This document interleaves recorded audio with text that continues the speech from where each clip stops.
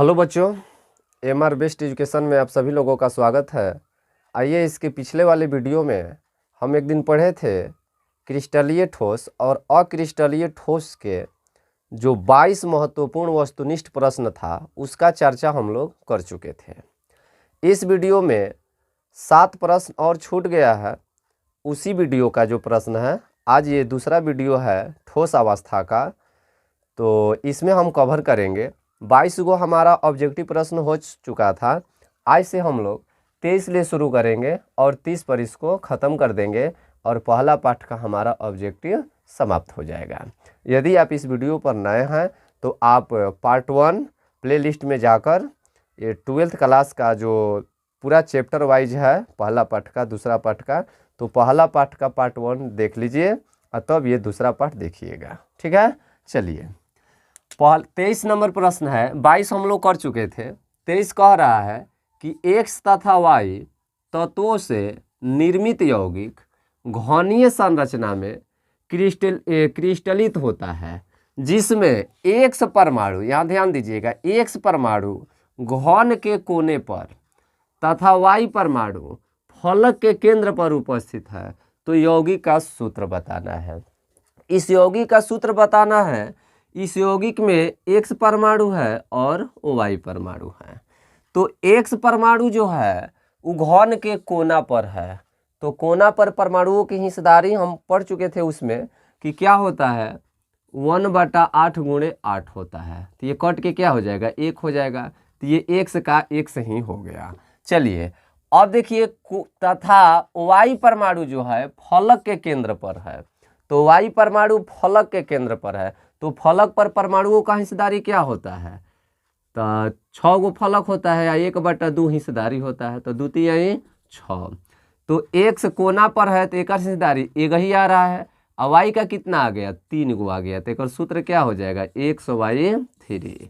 तो इसका सही आंसर हम क्या बताएंगे, XY3, यानी ये हमारा सही आंसर होगा। चलिए 24 नंबर प्रश्न है। यदि बैंड गैप 0.7 इलेक्ट्रॉन वोल्ट हो तो वह होगा। बैंड गैप हम बताए थे कि बैंड सिद्धांत हम पढ़ाए थे कि एक चालन बैंड होता है और एक संयोजी बैंड होता है। इसकी भी चर्चा पिछले वाले वीडियो में हो चुका है। तो क्या हम बताए थे, एक चालन बैंड और संयोजी बैंड। तो यानी बैंड गैप यानी 0.7 इलेक्ट्रॉन वोल्ट दिया है तो समझिएगा कि ये अर्धचालक होगा। अर्धचालक का मतलब हम पढ़े हैं कि जिसमें विद्युत धारा का प्रवाह होता भी है और नहीं भी होता है।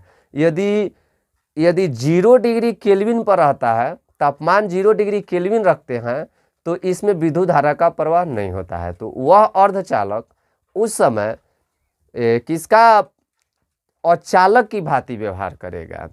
यदि ताप को बढ़ा दिया जाए तो किसके भांति व्यवहार करने लगेगा, चालक के भांति व्यवहार करने लगेगा। तो अर्धचालक उसी को न कहते हैं, कभी चालक की भांति व्यवहार करे और कभी अचालक की भांति व्यवहार करे। तो यदि बैंड गैप के बीच की जो दूरी है 0.7 इलेक्ट्रॉन वोल्ट, यानी लगभग कहीं कहीं 1 इलेक्ट्रॉन वोल्ट भी होता है, ठीक है ना, 1 इलेक्ट्रॉन वोल्ट, तो ये आपका अर्धचालक होता है। तो ये 24 का सही आंसर हमारा क्या हो जाएगा, बी हो जाएगा। 25 नंबर है। पी टाइप अर्धचालक में बहुसंख्यक आवेश वाहक होते हैं। पी टाइप अर्धचालक में तो अर्धचालक 2 तरह के हम बताए थे, एक एन प्रकार का अर्धचालक होता है और एक पी प्रकार का अर्धचालक होता है। बहुत ही इंपॉर्टेंट ये दोनों बिंदु है। तो एन प्रकार का अर्धचालक और पी प्रकार का अर्धचालक, तो इसमें बताना है कि पी टाइप अर्धचालक में बहुसंख्यक आवेश वाहक होते हैं। तो पी टाइप अर्धचालक में होल ज़्यादा होता है। क्या होता है, होल ज़्यादा होता है, ठीक है ना, क्योंकि एकरा में पॉजिटिव एन प्रकार में निगेटिव, एकरा में इलेक्ट्रॉन ज़्यादा हो जाते हैं। एकरा में पॉजिटिव यानी एकरा में छिद्र ज़्यादा हो जाता है और एकरा में क्या हो जाता है, इलेक्ट्रॉन ज़्यादा हो जाता है। इस बात पर ध्यान दीजिएगा। तो पी टाइप अर्धचालक में बहुसंख्यक आवेश वाहक क्या होते हैं, तो छिद्र, बहुत से संख्या में क्या होते हैं, छिद्र होते हैं, क्योंकि बाहर चले जाते हैं और ये एकरा में इलेक्ट्रॉन होता है। तो एकरा में ज़्यादा इलेक्ट्रॉन हो जाता है, याद रखिएगा। इलेक्ट्रॉन बहुत वाहक इलेक्ट्रॉन किस में होंगे, तो एन प्रकार के अर्धचालक में, और पी प्रकार के अर्धचालक में क्या हो जाता है, होल ज़्यादा रहता है, यानी छिद्र ज़्यादा होता है। चलिए 26 नंबर प्रश्न है, यदि एक गोला क्रिस्टल के कोने पर हो तो उसकी साझेदारी इकाई सेल में होती है। इसकी साझेदारी इकाई सेल में आपको बताना है। किस में बताना है, इकाई सेल में साझेदारी बताना है। तो क्रिस्टल के कोना पर है तो उसकी साझेदारी इकाई सेल में कितना होगा।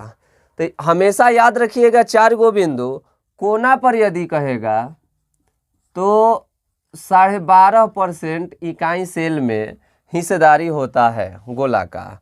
और यदि किनारा कहता है, यहाँ से 3-4 गो ऑब्जेक्टिव आपको मिलेगा।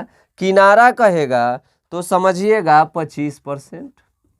एगो फलक होता है और एक केंद्र होता है। तो प्रश्न क्या है, अब पढ़िए। यदि एक गोला क्रिस्टल के कोना पर हो, गोला जो है क्रिस्टल के कोना पर है, तो कोना पर उसकी साझेदारी इकाई सेल में कितना होगा। तो कोना कहेगा तो ओकर हिस्सेदारी 12.5% होगा। किनारा कहेगा तो ओकर हिस्सेदारी 25% होगा।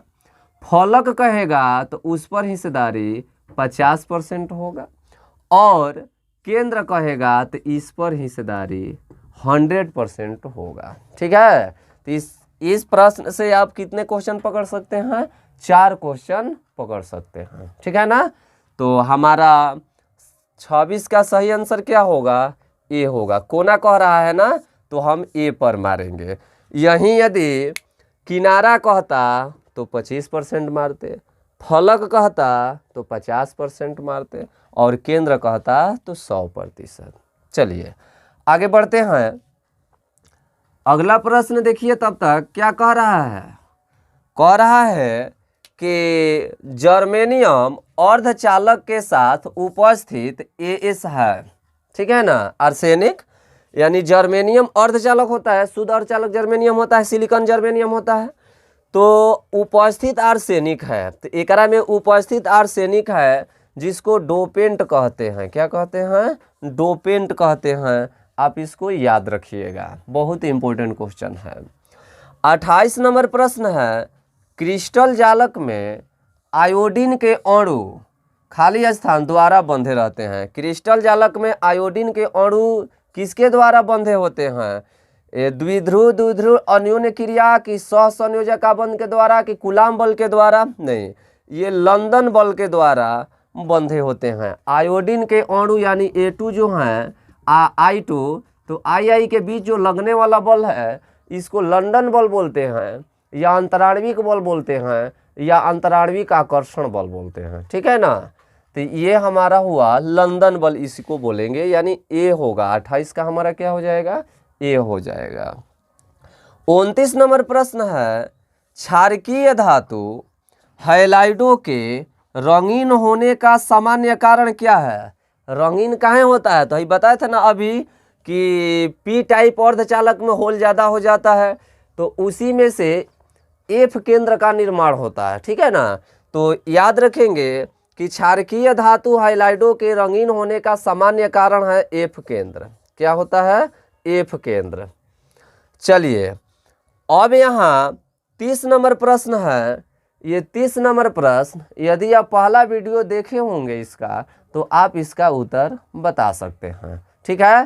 तो ये प्रश्न आपके लिए रहता है कि फलक इकाई सेल में यानी FCC में, ठीक है ना, FCC में त्रिज्या एवं किनारे की लंबाई क्या होती है, यानी त्रिज्या और किनारे की लंबाई। एक पहले वाले वीडियो में हम पढ़े थे संकुलन क्षमता कैसे निकाला जाता है। तो संकुलन क्षमता यानी पैकिंग इफिशियंसी PE किसी का 74% आता था, तो किसी का 52% आता था।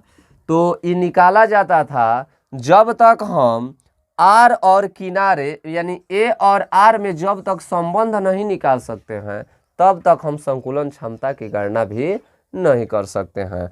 तो ये थोड़ा बताइएगा, तो ए और आर के बीच में क्या संबंध होता है? ए बराबर 2r होता है कि ए बराबर 4r/√3 होता है कि ए बराबर 2√2r होता है कि r बराबर 2√2a होता है? ये प्रश्न आपके लिए रहता है, ये कमेंट में करके बताइएगा। तो ये 5-6 प्रश्न जो छूट गया था, तो हम सोचे कि चलो आज समय मिला है तो इसको हम पूरा करा देते हैं। ये पहला पार्ट से इम्पोर्टेंट 30 गो प्रश्न होता है। इन 30 प्रश्न का यदि आप प्रैक्टिस अच्छे से कर लेते हैं तो अब हमको नहीं लगता है कि पहला पार्ट में इससे ज़्यादा प्रश्न पूछेगा। ठीक है, अब हम अगले दिन बिलियन चैप्टर के जो महत्वपूर्ण वस्तुनिष्ठ प्रश्न होगा हम उसको लेकर आपके सामने आएंगे। यदि आप हमारे चैनल पर नए हैं तो प्लीज़ हमारे इस चैनल को लाइक, शेयर और सब्सक्राइब ज़रूर करें। यदि वीडियो अच्छा लगा